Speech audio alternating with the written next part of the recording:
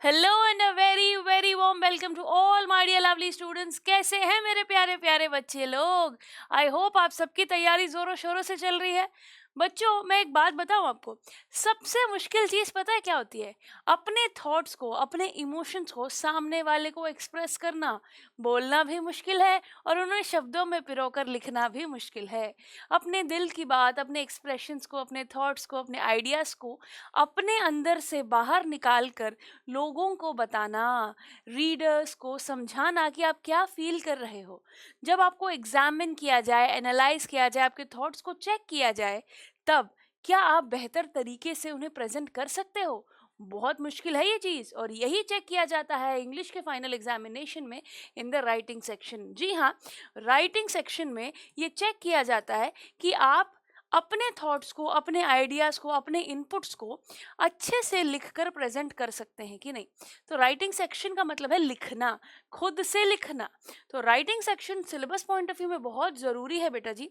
Examination में इसमें से 2 सवाल आएंगे आपके। राइटिंग सेक्शन में 2 सवाल आएंगे।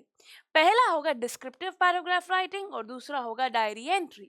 तो आज आपकी प्यारी पूजा मैम आपको यही बताएगी कि डिस्क्रिप्टिव पैराग्राफ कैसे लिखना है, डायरी एंट्री कैसे लिखना है, कितने मार्क्स का ये आएगा, एग्जाम में इस क्वेश्चन को ये देखकर घबरा जाना है या सोच समझकर बढ़िया तरीके से इसे प्रेजेंट करना है।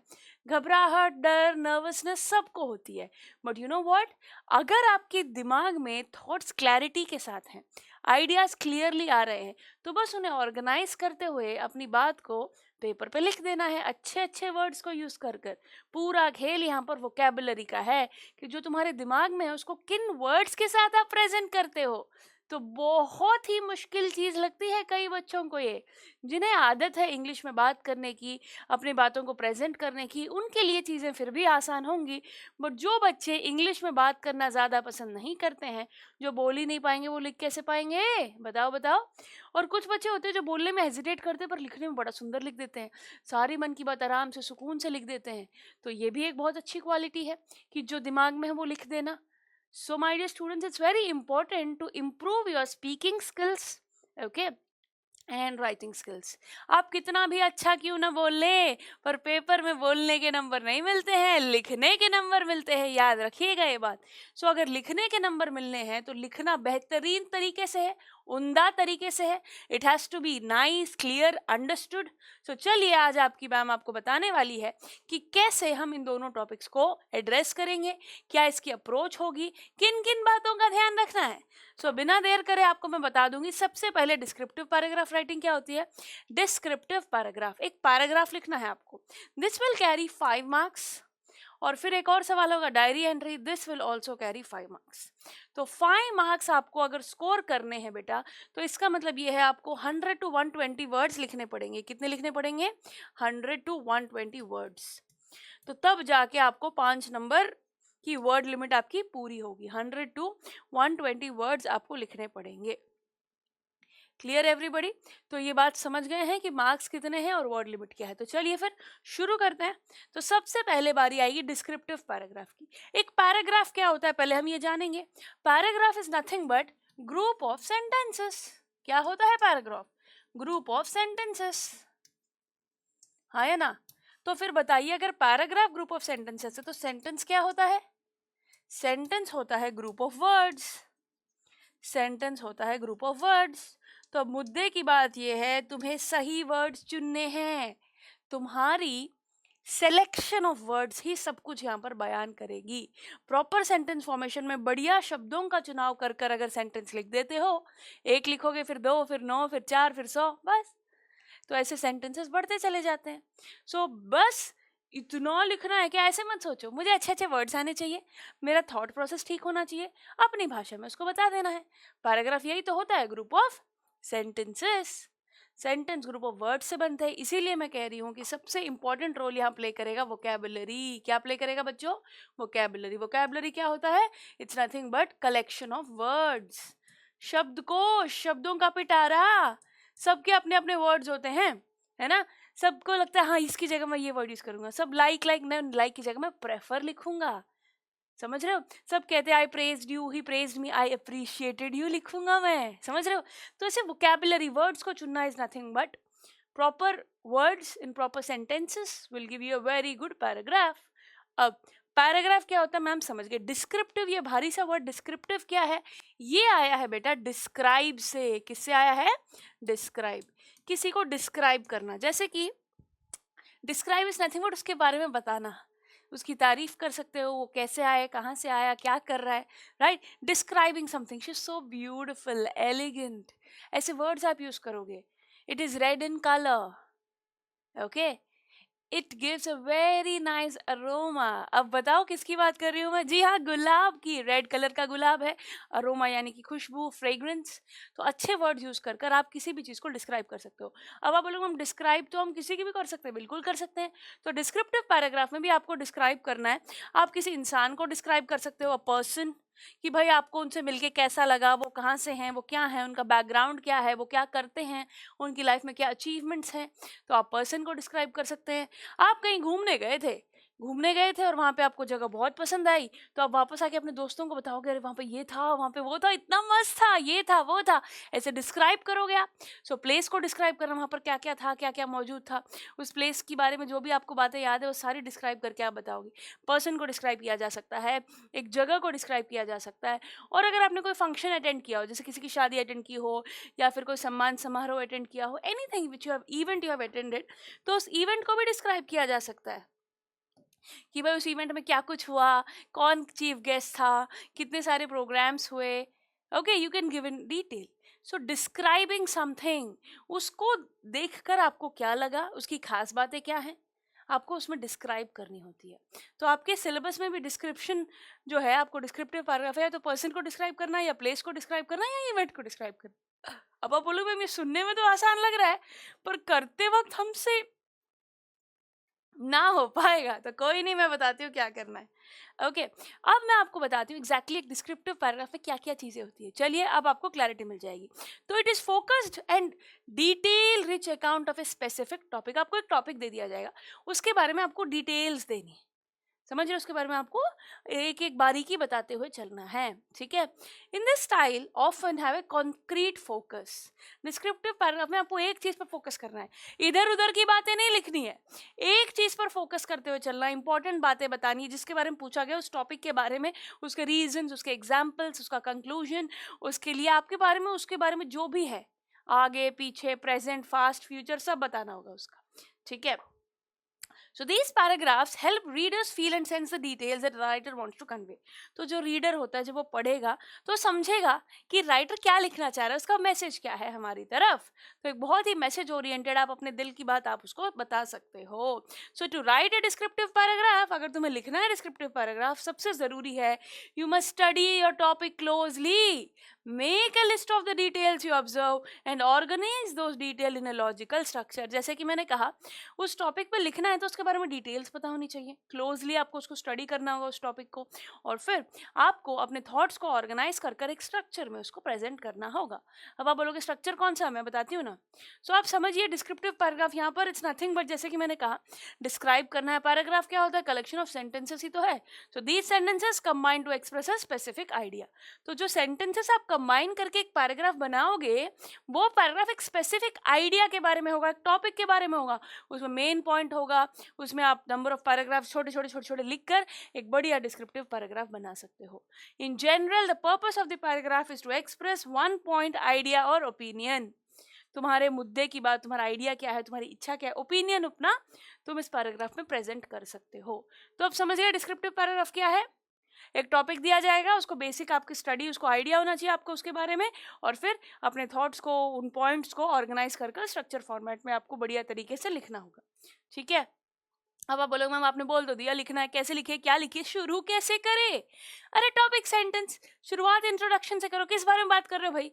अब मैं तुम्हारे पास आके बोलने लगूं, कल मेरे भगवान ने मुझे ना सपने में ना, अब क्या बात कर रहे हो मैम, किस बारे में बात कर रहे हो आप टॉपिक बताओगे. आप, अरे तुम्हें पता है कल मुझे एक सपना आया, so today now I am going to tell you about my dream. So आप शुरू करोगे कि आप किस बारे में बात कर रहे हो। सो आपको एक इंट्रोडक्शन देना पड़ेगा। सो इंट्रोड्यूस योर आइडिया, जिसके बारे में आप बात करने वाले हो उसको आप इंट्रोड्यूस करोगे, और फिर बॉडी आएगी। एक्सप्लेन योर आइडिया, जो भी आपकी बात है, जो भी आपका थॉट है, जो आइडिया आ रखा है, उसको एक्सप्लेन करो, डिटेल में समझ में आए, उस टॉपिक की डिटेलिंग पर आओ। And finally make a conclusion, make your point again, the transition to next paragraph. आपको क्या करना है, कंक्लूजन में क्या होता है कि लास्ट में आपको अपना ओवरऑल सम अप करके एक दो लाइन में लिखना होता है कि ऐसा हुआ था। Clear everybody? सो समझ जाइए, इंट्रोडक्शन होना चाहिए, बॉडी होना चाहिए, कंक्लूजन होना चाहिए। इसमें भी आपको डाउट हो सकता है मैम कैसे। सो सबसे पहले जैसे कि मैंने कहा, इंट्रोडक्शन में टॉपिक सेंटेंस दे दो। क्या दे दोगे? टॉपिक सेंटेंस, जो इसमें ये पता चल रहा है कि किस बारे में है। Topic sentence, sentence which states your idea, point और opinion. This sentence should use a strong verb and make a bold statement. शुरुआत में एक बोल्ड स्टेटमेंट आप दोगे, स्ट्रॉन्ग आइडिया प्रेजेंट करोगे कि आप किस बारे में बोल रहे हो।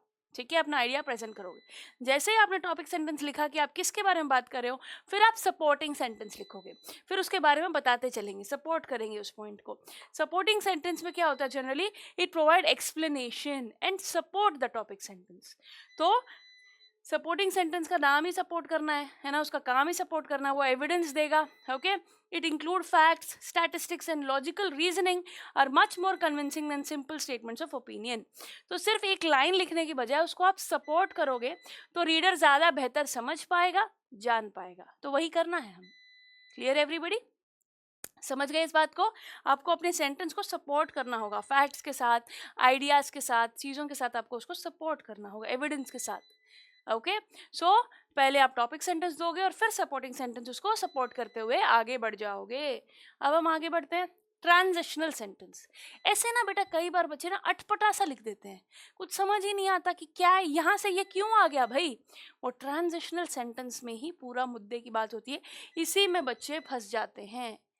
आप जब एक पॉइंट से दूसरे पॉइंट पे जा रहे हो तो स्मूथली जाओ। कैसे जाओगे? स्मूथली जाओ। द रीडर जो पैराग्राफ को पढ़ रहा है उसके लिए ट्रांजिशनल सेंटेंस से ही ये पता चलेगा कि भाई तुम बोलना किस बारे में चाह रहे हो। It helps the readers to understand the paragraph logically. समझ रहे हो? एक कनेक्शन होना चाहिए ना चीज़ों के बीच में, ऐसे अटपटे तरीके से थोड़ी लिख सकते हो आप चीज़ें, है ना। तो आपको ट्रांजिशन स्मूथली एक बात से दूसरी बात से तीसरी बात ऐसे बताते चलना होगा। ठीक है बच्चों? सो आपका जो मेन आइडिया है उसको आपको डिटेल में एक्सप्लेन करते हुए पैराग्राफ में चलते चले जाना है।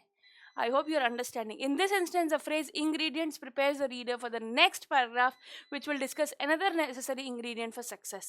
तो आप ऐसे words बताते चलोगे, ऐसे words use करोगे जिससे सामने वाला बंदा जो रीडर है, जो पढ़ रहा है, वो ये समझ सके, अच्छा ये सक्सेस के इंग्रेडिएंट्स बता रहा है, पहला बता दिया, अब दूसरा बताएगा, फिर तीसरा बताएगा, ऐसे एक आइडिया लग जाता है वर्ड इंग्रेडिएंट से कि भाई बहुत सारे इंग्रेडिएंट्स हैं। एक प्लूरल वर्ड आप यूज़ करोगे। ठीक है, इंग्रेडिएंट्स आप ले सकते हो, रीजंस आप लिख सकते हो, मतलब अच्छा एक रीजन हुआ, ये दूसरा रीजन बताएगा भी। ऐसे आप चीज़ों को समझ पाएंगे। समझे कि नहीं? Clear everybody? I hope now there is no difficulty at all. समझ गए ना? तो ऐसे आप प्लूरल वर्ड को यूज कर सेंटेंसेस को बेहतर तरीके से समझा सकते हैं रीडर को।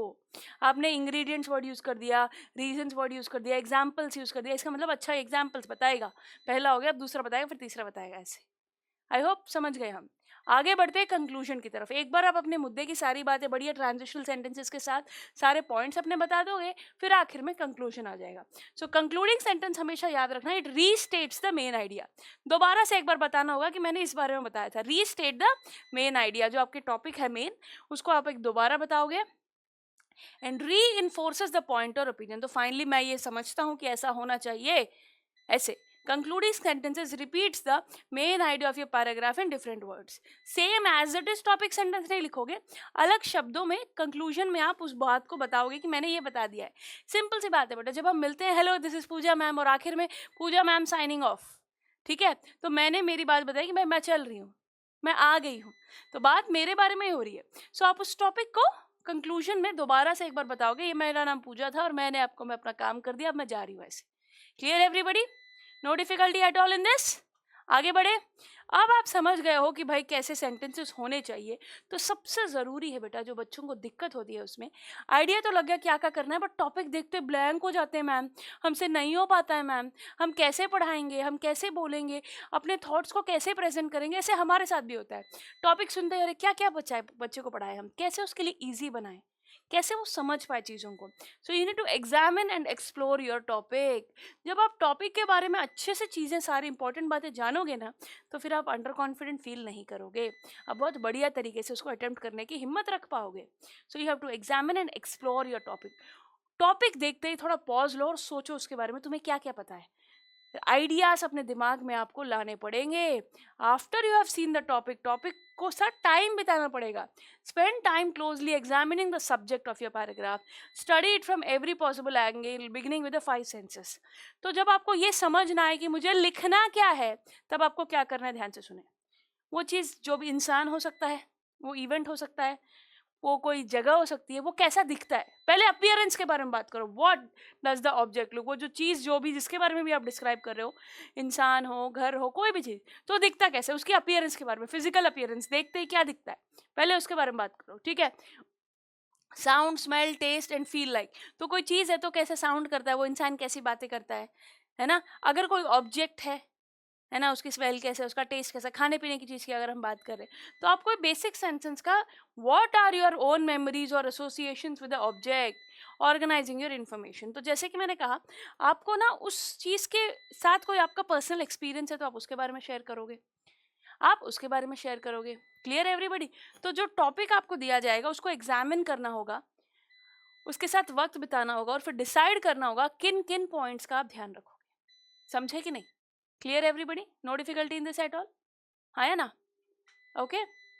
सो एग्जामिन करना है, एक्सप्लोर करना है टॉपिक को। टॉपिक देखते ही समझने की कोशिश करनी है कि आगे होना क्या है, मुझे क्या बताना है, कैसे बताना है। ओके। सो ये बहुत ज़रूरी चीज़ है बेटा, बहुत ज़्यादा ज़रूरी चीज़ है। आई होप इसमें किसी तरह की कोई डिफिकल्टी, कोई दिक्कत नहीं आनी चाहिए अपने को। ठीक है। So you need to examine and explore your topic. और सबसे ज़रूरी है, एक बार टॉपिक को टाइम लगा, फिर ऑर्गेनाइज योर आइडियाज़। वो जो दिमाग में जो बातें आई हैं, जो पॉइंट्स आए हैं, उनको ऑर्गेनाइज करना होगा। लिस्ट बनाओ अपने दिमाग में क्या क्या आपको लिखना है। ठीक है।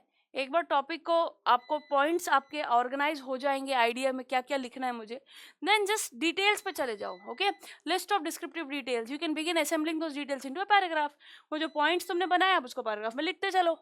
अब उनको पैराग्राफ में लिखते चलो। First consider again the goal of your descriptive paragraph. लिखने से पहले, शुरू करने से पहले तुम्हें टाइम लेना होगा, क्या लिखना है, किन पॉइंट्स को मुझे कवर करना है, और तुम्हारा गोल क्या है तुम्हारे पैराग्राफ का। पढ़ने के बाद रीडर को क्या लगना चाहिए, क्या इन्फॉर्मेशन मिलनी चाहिए, वही अपने को करना होगा।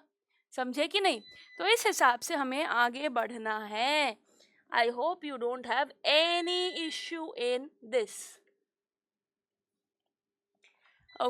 ओके माय डियर स्टूडेंट्स, तो अब हम बात करेंगे कि हमें थॉट्स को प्रेजेंट करने के बाद किस प्रकार से चीज़ों को लेकर आगे बढ़ना है।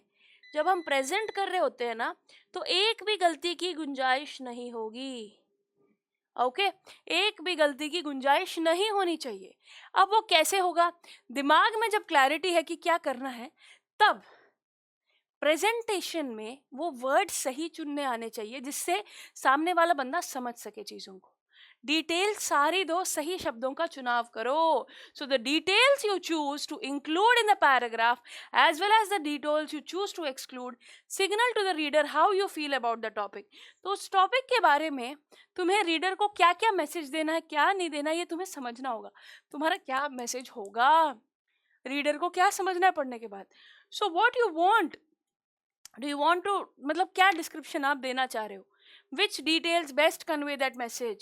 Reflect on these questions as you begin constructing the paragraph. Every descriptive paragraph will take a somewhat different form, but the following model is straightforward way to get started. तो अब मैं आपको बता रही हूँ, हर डिस्क्रिप्टिव पैराग्राफ अलग होगा, अलग अलग टॉपिक्स होते हैं ना, उसका अलग अलग चीज़ें होंगी, बट एक बेसिक आइडिया कि सब में ये चीज़ें तो होंगी, वो मैं अब आपको बताने वाली हूँ।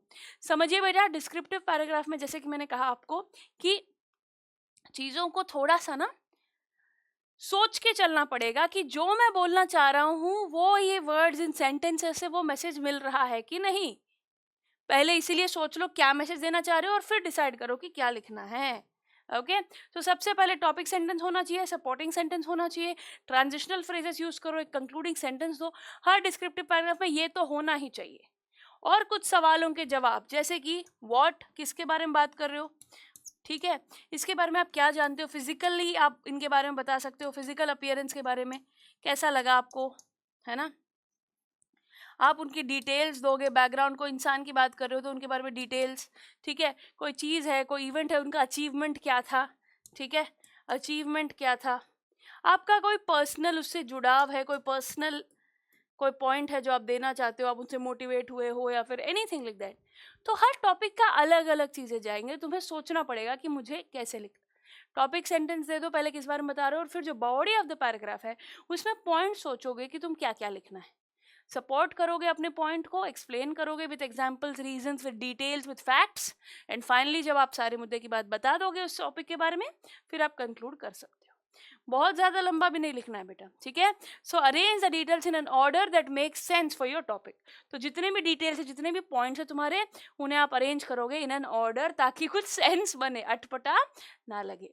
If you get stuck, read model descriptive paragraphs for the inspiration. तो बहुत सारे बच्चे, मैम आपकी सारी बातें सुनने के बावजूद भी जब मैं खुद से लिखने लगती हूँ तो मुझसे नहीं हो पा रहा है, तो उसका इलाज है रीड, सैम्पल, कुछ पढ़ो, कुछ डिस्क्रिप्टिव पैराग्राफ 4, 5, 6, 7 पढ़ के देखो कि कैसे लिखते हैं, और फिर तुम जब खुद से लिखोगे तो चीज़ें आसान हो जाएंगी। हाँ है ना। तो जैसे कि मैंने कहा, कनेक्टिंग सेंटेंसेस देखो कि पहले क्या लिख रहे हैं, बाद में क्या लिख रहे हैं, सैम्पल से मदद होती है।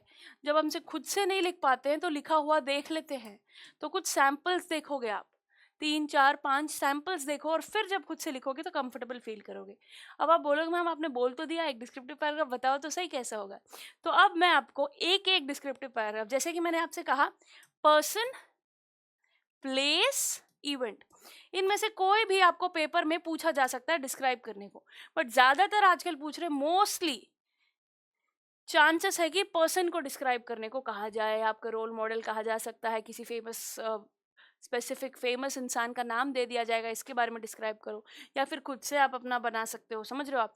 तो पर्सन, प्लेस और इवेंट तीनों डिस्क्राइब करने को कहा जा सकता है। एग्जाम्पल मैं दे रही हूँ, देखो प्लेस की बात करें, visit to the radio station, तुम रेडियो स्टेशन गए थे, वहाँ पे तुम्हें कैसा लगा, तो ऐसे तुम्हें पैराग्राफ लिखना होगा।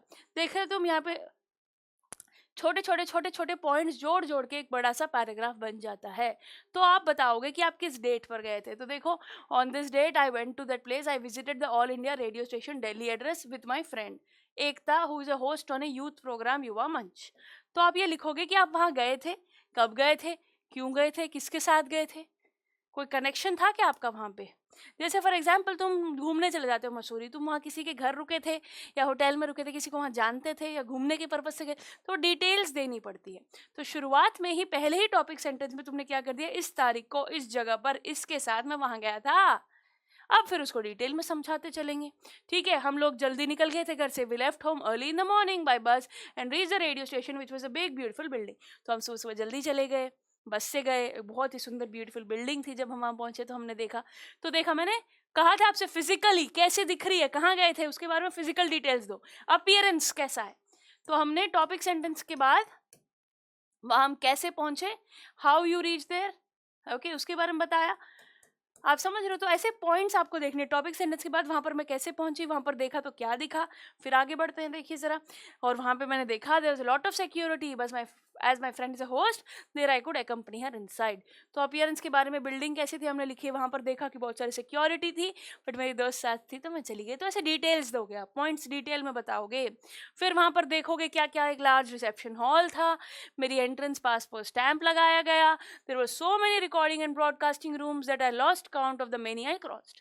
तो वहाँ पर आप डिटेल बताओगे, वहाँ पर घुसने पर क्या था, बहुत सारे कमरे थे, इतने सारे कमरे थे कि तो मैं गिन ही नहीं पाई, मैं तो आई lost count. So the sections were marked with signboards and nameplates. The broadcast room was soundproof. There were many people seated in the audience and a panel of experts in the attendance. तो अब आप detail पे जाओगे, वहाँ पे और क्या क्या था, वहाँ पे और क्या क्या था। फिर I also saw a recording room where programme was being recorded. तो वहाँ पे कोई पॉइंट आप हाईलाइट करना चाहते हो, वहाँ पे मैंने एक कमरा देखा जहाँ पर रिकॉर्डिंग हो रही थी। The drama section prove to be an interesting experience as a play rehearsal was in progress. तो वहाँ क्या हो रहा था, कोई प्ले की रिहर्सल हो रही थी, तो डिटेल मैंशन करोगे आप। सो फिर आप उसके बाद बोलोगे और कहाँ गए थे, also visited the technical section where the engineers were busy ensuring that the programs were aired without any hitch। तो वहाँ पर एक टेक्निकल रूम था जो इस बात का ध्यान रखते थे, इंश्योर कर रहे थे कि बिना कोई गड़बड़ के प्रोग्राम अच्छे से ब्रॉडकास्ट हो जाए। तो गड़बड़ को इंग्लिश में हिच लिखा है। अब कौन सा वर्ड यूज़ किया मैंने वोकैबुलरी में, हिच वर्ड यूज़ किया है। ठीक है।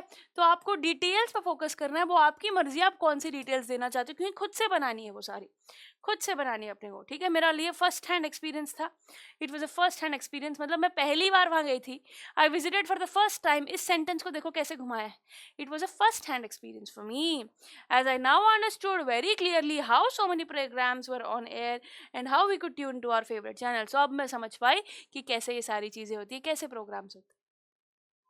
Clear everybody? तो इस प्रकार से डिस्क्रिप्टिव पैराग्राफ में आप ये सारी बातें लिख के आप कंक्लूड करना है। कैसे कंक्लूड करेंगे हम? मुझे बहुत मजा आया वहां पर ये लिखने के बाद। The place had a very professional upkeep and employees too had a smart uniform and were really very professional in their manner of approach and outlook. तो ओवरऑल मुझे बहुत अच्छी लगी चीज़ें, वहाँ की प्रोफेशनलिज्म बहुत अच्छा लगा, वहाँ के लोग बहुत अच्छे लगे, and hence it was a good experience to visit a station of railway नहीं, रेडियो स्टेशन, ठीक है। उसी प्रकार से हम अब एक इंसान को डिस्क्राइब कर सकते हैं, माई ग्रैंड मदर। आप एक प्लेस को डिस्क्राइब कर सकते हो, एक इंसान को डिस्क्राइब कर सकते हो, एक इवेंट को डिस्क्राइब कर सकते हो, अ करियर फेयर। समझ रहे हो आप? ऐसे डिस्क्रिप्शन में हमें चीज़ों पे फोकस करना होता है। क्लियर एवरीबडी बेटा? समझ गए आप? कोई दिक्कत नहीं, डिफिकल्टी नहीं। तो इस हिसाब से चीज़ों को डिस्क्राइब करना है। अब इंसान को डिस्क्राइब करना, प्लेस को डिस्क्राइब करना, इवेंट को डिस्क्राइब करना, सब में मुद्दे की बात वही होती है, सब में मुद्दे की बात वही होती है। आपको टॉपिक सेंटेंस देना है, डिटेल्स देते चले जाना है, सेंटेंसेस को सपोर्ट करना है और प्रॉपर कंक्लूजन देना है, ठीक है। तो इस हिसाब से हम चीज़ों को डिस्क्राइब करेंगे। अब हम बात करेंगे, जैसे कि टॉपिक्स को ना विद एग्जाम्पल समझेंगे तो ज़्यादा आसानी होगी। जैसे कि मैंने आपको एग्जाम्पल बताया कि हमें कैसे डिस्क्राइब करना चाहिए, हम कुछ और एग्जाम्पल्स डिस्कस करेंगे। पर्सन, प्लेस, इवेंट, तीनों के एग्जाम्पल्स का आइडिया होना चाहिए, ओके। और एग्जामिनेशन में सबसे ज़्यादा बात करेगी वो होंगे इंसान के बारे में। A person has to be described, okay. Event की बात कर ले, करियर फेयर, ठीक है। करियर फेयर मतलब इज नथिंग बट एग्जीबिशन। तो जब आप एग्जीबिशन में जाओगे तो आपको कैसा लगा, ठीक है।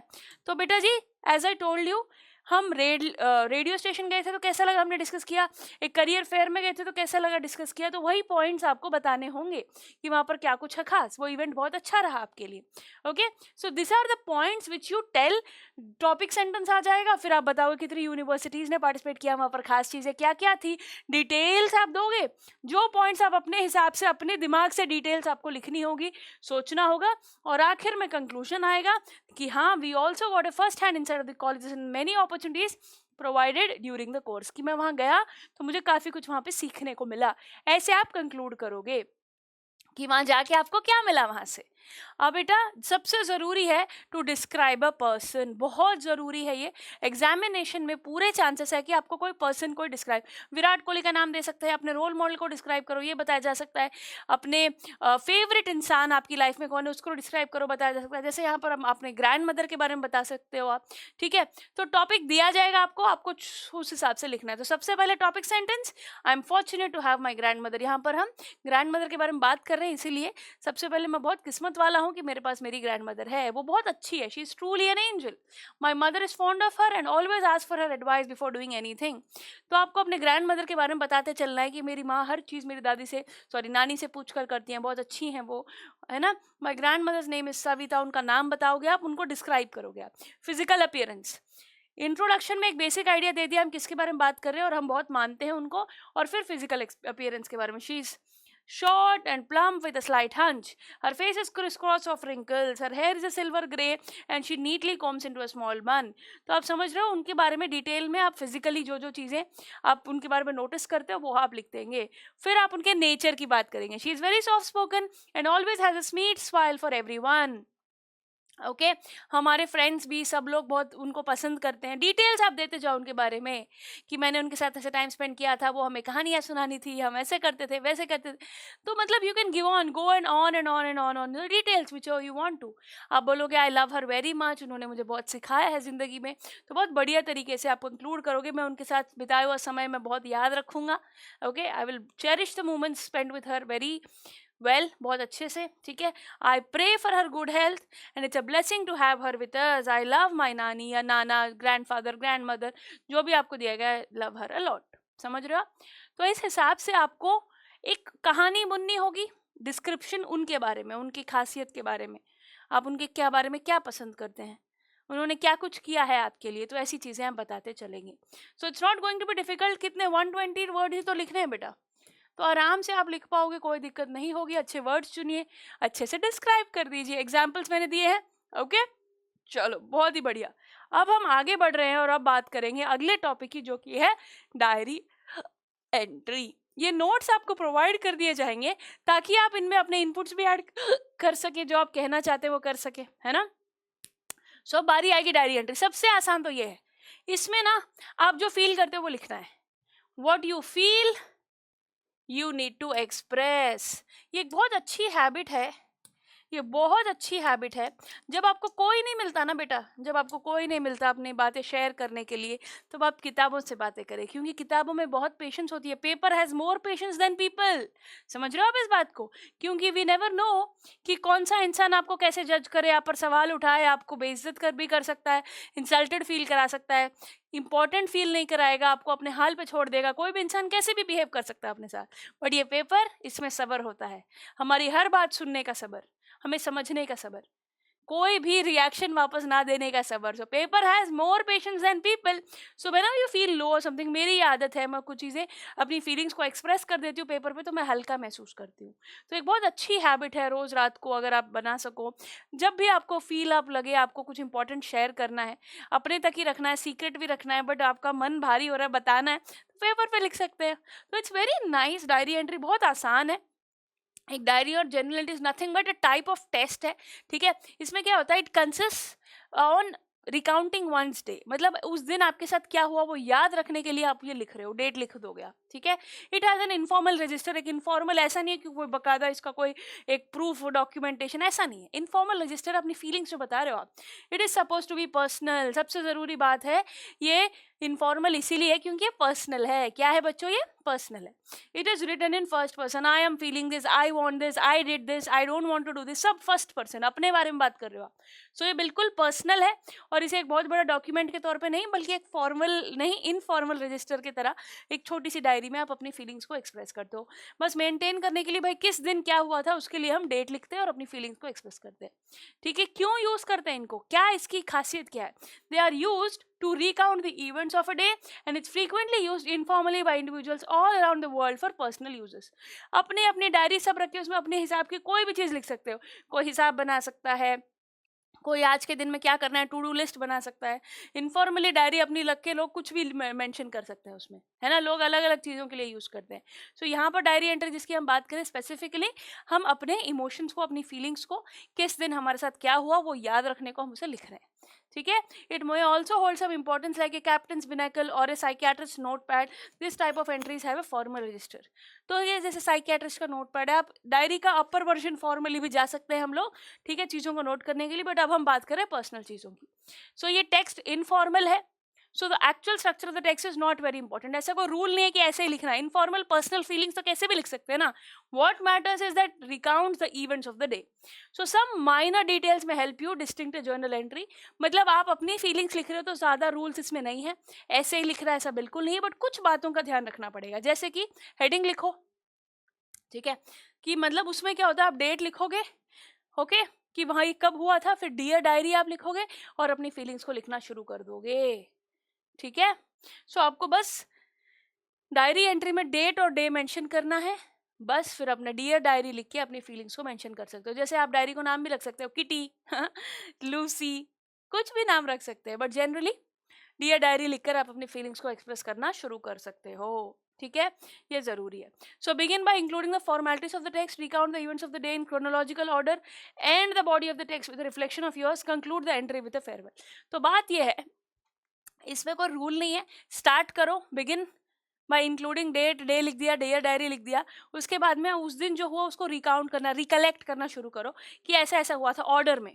पहले सुबह ऐसा हुआ, फिर दोपहर में ऐसा हुआ, शाम को, ऐसे ऑर्डर में चलोगे आप, ठीक है। पूरे बॉडी में आप ऑर्डर में अपनी फीलिंग्स को, body of the diary entry में चीज़ों को समझाते चले जाओ। आपकी झलक नजर आनी चाहिए उसमें। किसकी झलक? आपकी झलक, ओके। आप जो भी फील करते हो पर्सनली, जो भी आप कहना चाह रहे हो, सब अपने थॉट्स को आप प्रेजेंट करोगे। और finally conclude the entry with a farewell. आप एंट्री जैसे आप आए थे, आप उसको कंक्लूड कर दो, बाय बोल दो कि कल मिलते हैं, या फिर आई होप ऐसा दोबारा, अगर अच्छी चीज़ हुई हो तो दोबारा मेरे साथ हो, अच्छी चीज़ नहीं हुई तो ऐसा दोबारा मेरे साथ नहीं होना चाहिए। जो भी आप फील करते हो एट द एंड कंक्लूजन में आप प्रेजेंट कर दोगे, ठीक है। ईजी है, बहुत ईजी है, कोई दिक्कत ही नहीं है। इनफॉर्मल है, याद रखना। डेट और डे लिखना है, लोकेशन की ज़्यादा ज़रूरत नहीं है। अगर आप चाहो तो वो भी लिख सकते। कई बार मेरे पापा डायरी लिखते हैं ना, उसमें लिखते हैं मैं इस होटल में था, या फिर मैं वहाँ गया था, या फिर मैं एयरपोर्ट पे मैं लिख रहा हूँ, मेरे घर पे लिख रहा हूँ, मेरे रेसिडेंस पे लिख रहा हूँ। तो लोकेशन में बहुत बढ़िया आपको याद रहती है, अरे मैंने उस दिन वहाँ पे लिखा था। But yes, not compulsory at all. Location is obviously optional. Images आप चाहो तो कुछ ड्रॉ करना चाहो, कुछ विजुअल्स, वो अपने हाथ में होता है। ठीक है, बात यह है कि पर्सनली अपने को शॉर्ट में अपनी फीलिंग्स को एक्सप्रेस करना है।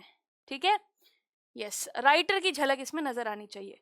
अब जैसे कि मैं एक एग्जांपल देती हूँ, you visited the old age home in Delhi, तो आपको कैसा लगा वहां मिलके? You met old people who were lonely and sick, their children had left them to fend, अपनी लाइफ उनको अपने हिसाब से जीनी है, उनको छोड़ दिया है वहां पर। ठीक है, पेरेंट्स को छोड़ दिया है ओल्ड एज होम में, और आप एक ओल्ड एज होम में गए हो, तो आपको कैसा लग रहा है, आपको उसको डिस्क्राइब करना है।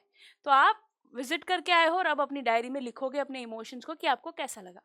You felt bad about that they were not living with their children, right about your experiences in your diary.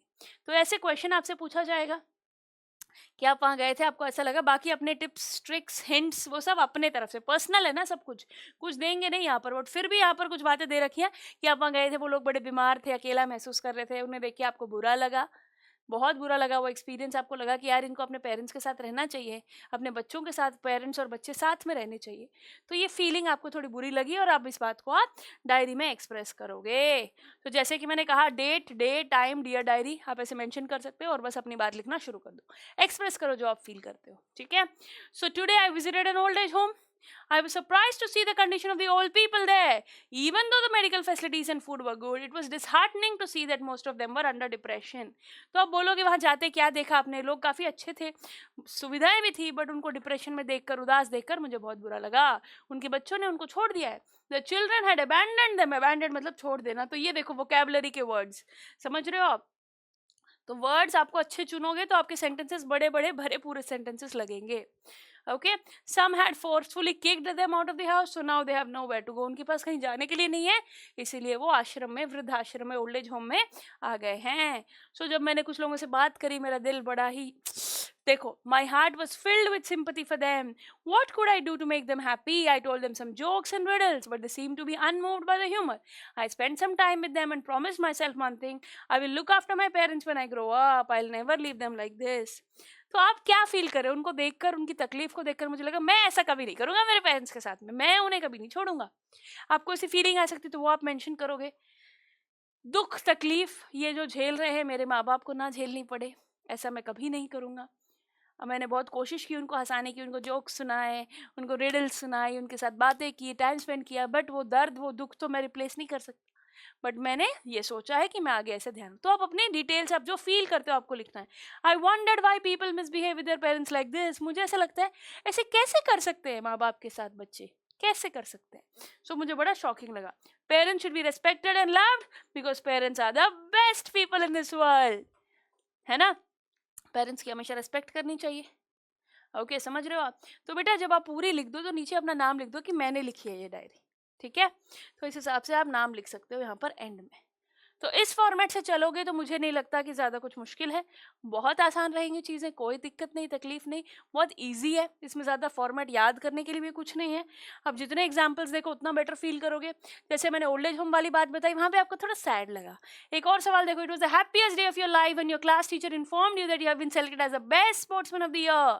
You are thrilled as you now will receive the award at the annual day celebrations.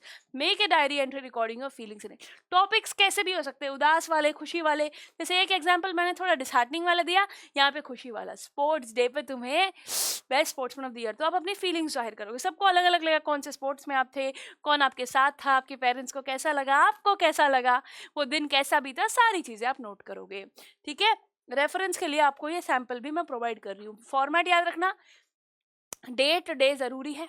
ठीक है, dear diary, बात लिखो और आखिर में अपना नाम लिखो, बस।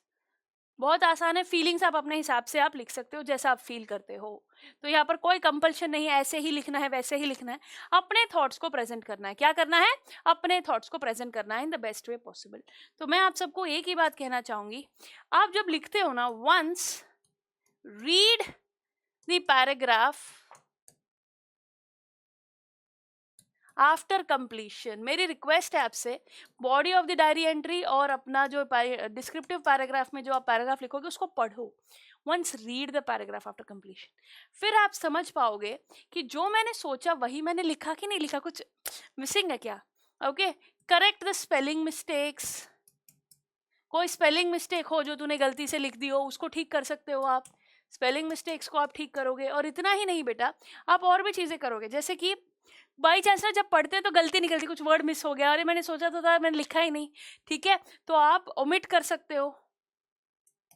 ओमिट, कोई वर्ड ऐड करना हो. ओके, ओमिट मतलब एडिंग द स्किप्ड वर्ड. कोई वर्ड आपसे मिस हो गया, आप उसको ऐड कर सकते हो. और आखिर में पढ़ के देख सकते हो जो मैं चाहता था मैंने वही लिखा क्या. ओके, वो एक रीडर के तौर पे, अरे हाँ मैंने सारी फीलिंग्स को, इमोशंस को बढ़िया तरीके से लिख दिया है. तो ना एक कॉन्फिडेंस आप में आएगा कि जो मैंने सोचा हाँ मैंने वो लिखा. तो जब आप पेपर से बाहर आओगे ना तो आपको लगेगा हाँ मैंने. और नहीं पढ़ेंगे ना तो ये सारी गलतियां तुम्हारा एग्जामिनर निकालेगा और फिर तुम्हारा इंप्रेशन पूरा खराब हो जाएगा. तो मेरी तरफ से आपके लिए टिप ये है कि ज़्यादा देर नहीं लगेगी, लिखते ही एक बार उसको पढ़ लो, ताकि कुछ कम ज़्यादा करना हो तो तब आप कर सको. बाद में पूरे पेपर के बाद जब हम पढ़ते हैं ना तो कभी कभी क्या होता है ना, कुछ टाइम ही नहीं होता कुछ करने का, उसको ठीक ही नहीं कर पाओगे तुम. सो आपके लिए मेरी रिक्वेस्ट रहेगी कि आप चीज़ों को ठीक करने की कोशिश करें तब की तब पढ़ के. ठीक है. सो आई होप अब आप समझ गए हो कि डिस्क्रिप्टिव पैराग्राफ राइटिंग और डायरी एंट्री में क्या करना है. डायरी एंट्री बहुत आसान है. अगर तुम्हारी इंग्लिश अच्छी है, तुम्हारे थॉट्स क्लियर है, तुम अपने आप को प्रेजेंट कर सकते हो. डिस्क्रिप्टिव पैराग्राफ भी बहुत आसान है. आपको बस अपना दिमाग चलाना है. जैसे कोई टॉपिक सुनते हैं तो आइडियाज आते हैं, उन आइडियाज को आपको प्रेजेंट करते चले जाना है. डरने की कोई बात नहीं है. लंबी लंबी पोथियाँ 4-5 पेज का नहीं लिखना है. बस 120 वर्ड्स है. 3/4 पेज भी आप भर दोगे तो आपको सफिशिएंट मार्क्स मिल जाए. जो एक पेज होता है उसका 3/4 पेज भर दो 120 वर्ड्स के लिए. I think that should be sufficient. और बैठ के गिनते मत बैठना कितने वर्ड है कितने वर्ड है, ऐसे नहीं करना है. Clear everybody. So I hope आप समझ पा रहे हो कि आप अपने आप को बेहतर बना सकते हो बेटर राइटिंग से. एक कॉन्फिडेंस आएगा आप में जब आपकी राइटिंग स्किल्स अच्छी होंगी. तो to improve your confidence there are so many samples. आप डिस्क्रिप्टिव पैराग्राफ के अलग अलग एग्जाम्पल्स पढ़ो. अपने यहाँ पे जो अपने मैंने अभी आपको डायरी एंट्री के दिए, इतने सारे एग्जाम्पल्स पढ़ो ताकि आपको आइडिया लगे अच्छा ऐसा लिख सकते हैं, ये वर्ड्स यूज़ कर सकते हैं. और फिर जब खुद से 3-4-5 लिखोगे तो एग्जाम में एक और होगा, आराम से लिख लोगे.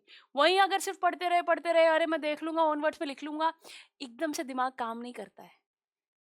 राइटिंग सेक्शन में करना क्या होता है, वहां पेपर में जो आएगा उसको मैं देख लूंगा और मैं कर लूंगा. मैं कॉन्फिडेंस में फर्क है. कैसे करोगे, जब आप देख के पहले ही घर से जाओगे, सैम्पल्स को खुद से 4-5 लिख कर जाओगे तो आपको लगे अरे एक नया टॉपिक आएगा मैं देख लूंगा. उन वर्ड्स को, उस एक्सपीरियंस को यूज कर कर आप प्रेजेंट कर पाओगे अपनी चीज़ों को. तो इस बात को ज़रूर याद रखें और गलती से भी अंडर कॉन्फिडेंट या ओवर कॉन्फिडेंट होने की गलती ना करें. और अरे मैं सब कर लूंगा, मुझे सब आता है, या फिर मुझसे नहीं हो पाएगा, मुझे डर लग रहा है, मेरे को तो कुछ ही नहीं आता. ऐसे कुछ लोग बहुत अंडर कॉन्फिडेंट फील करते हैं, कुछ लोग बहुत ओवर कॉन्फिडेंट फील करते. दोनों ही गलत है. एक बेसिक मुद्दे की बात है कि आपका पास सिलेबस है, आपने मेहनत कर रखी है, आप बढ़िया प्रैक्टिस करो, रिवीजन करो, जो चीज़ें भूल रहे हो उसको बार बार याद करो, जो चीज़ें आती है उन्हें इग्नोर ना करो, अच्छे तरीके से रिवाइज कर लो.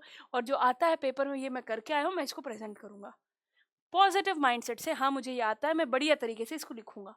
वहीं अगर आप दिमाग अपना नेगेटिव डायरेक्शन में ले जाओगे, अरे मुझे तो सब आता है, पूरे नंबर ऐसे आ जाएंगे, ऐसे ऐसे सोचने लगो, अपने आसपास की चीज़ों के बारे में, पड़ोसियों के बारे में, घर वालों के बारे में, अरे पेपर में नंबर कमाए तो क्या होगा, मेरी मम्मी आज पनीर बनाएगी कि नहीं बनाएगी, ऐसे सोचने लगोगे तो फिर कुछ नहीं होने वाला. टाइम वेस्ट नहीं करना है बिल्कुल भी. और इसीलिए मैं कह रही हूँ घर से कुछ करके जाओगे, प्रैक्टिस करके जाओगे तो वहाँ पर टाइम कम वेस्ट होगा. आपका दिमाग जल्दी चलने की आदत डालो. दिमाग को बिठाओ और बोल जल्दी जल्दी चल, टाइम नहीं है, तो आदत डालो उस चीज़ की, प्रैक्टिस करके इसकी आदत डल जाएगी. ठीक है. तो आई होप ये बात आपको याद रहेगी. मेरे पॉइंट्स, मेरे टिप्स, मेरे ट्रिक्स, मेरे आइडियाज़ आपके भी काम आएंगे और आप अपने ओन वर्ड्स को, ओन आइडियाज़ को बढ़िया तरीके से प्रेजेंट कर पाओगे. इसी आशा के साथ this is your lovely Puja, I am signing off. See you soon. Take care everybody और मेहनत करते रहिए. Take care. Bye bye.